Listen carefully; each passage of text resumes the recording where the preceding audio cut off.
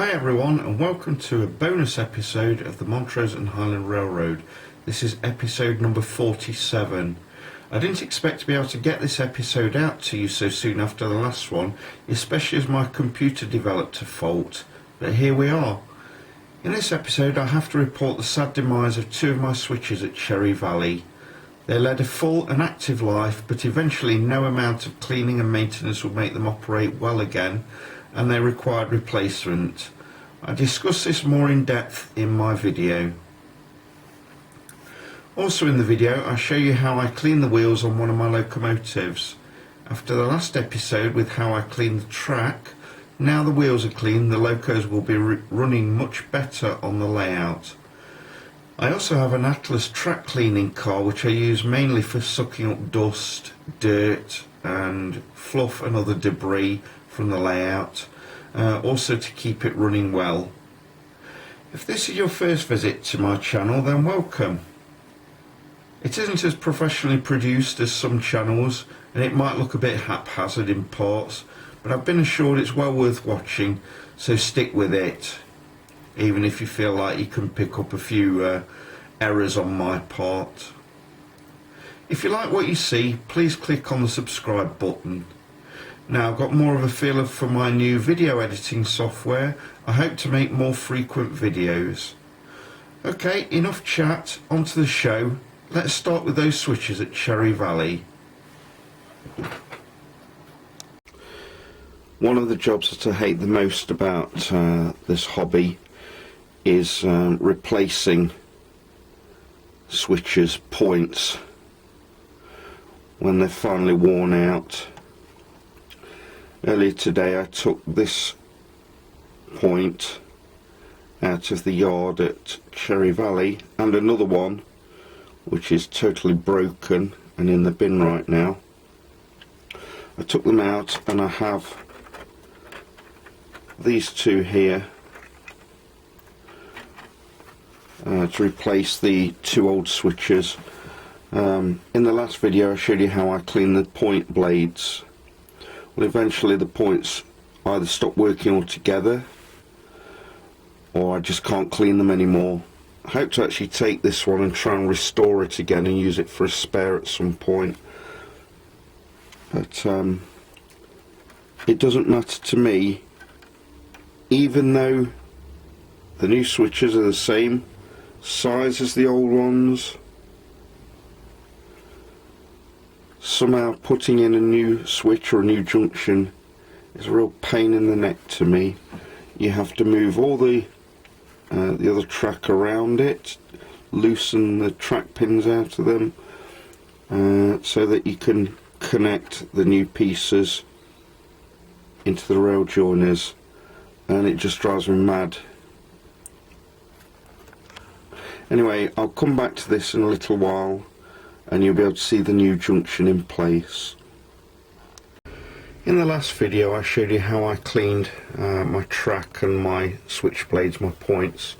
And something that goes hand in hand with that is cleaning the locomotive wheels as well, because they also pick up crud and dirt.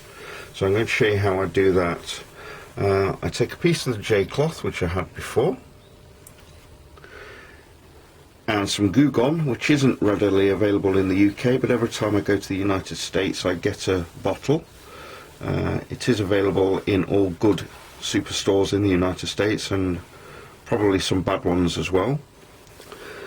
We take a bottle like this and we spray the J-cloth. Okay. Next I'll take the locomotive, in this case Union Pacific 4807, put it on the track and switch on the throttle while holding it in place.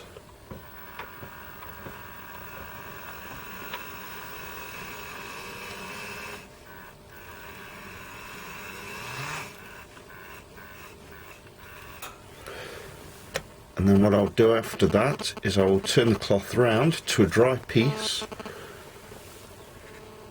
and put the locomotive back on the track again. and then dry the wheels off again.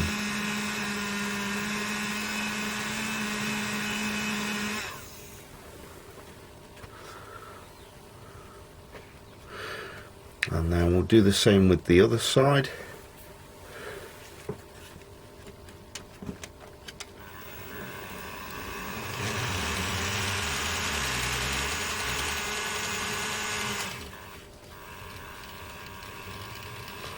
Like so.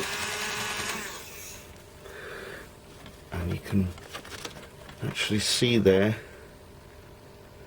how much of the dirt has come off onto the cloth.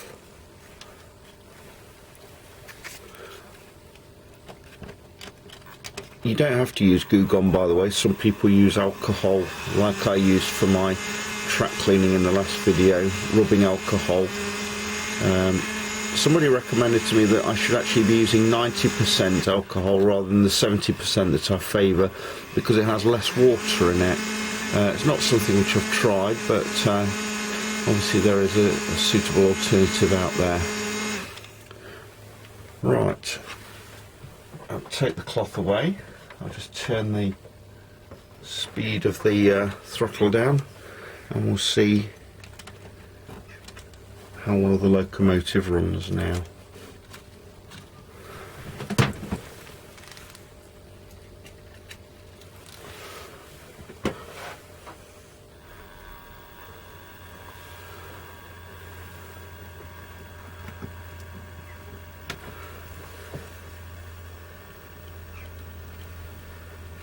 Quite nicely, I'd say. I've never had any problems with using Goo Gone, or the alcohol for that matter. Seems to do very well with the cleaning. How's this junction replacement coming along? Well, slowly. I've taken the old switch away here, and I noticed that even though the switch is a new one, the distance between there and there is different. So I'm having to use this little piece of track here and cut it up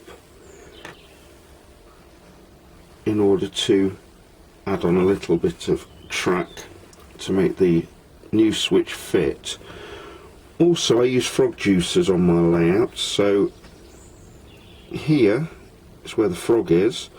You have to use plastic or insulated rail joiners, which the Pico ones have a habit of bending,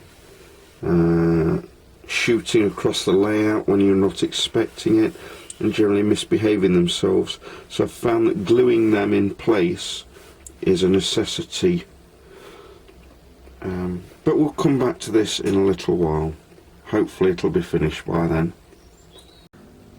While we're waiting for the new junction to magically lay itself at the Cherry Valley facility, let's watch as Union Pacific number 1995 in the Chicago Northwestern Heritage scheme leaves South Pine Yard with a manifest destination Los Angeles.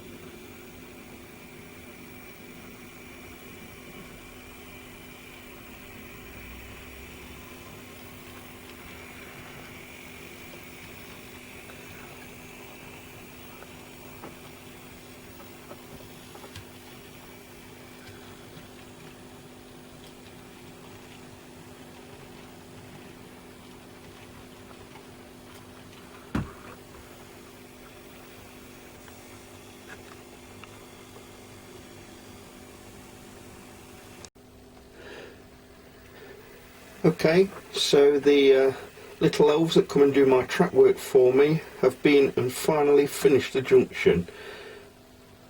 Just need a bit of cleaning, that's all now. I'll refer back to my previous video.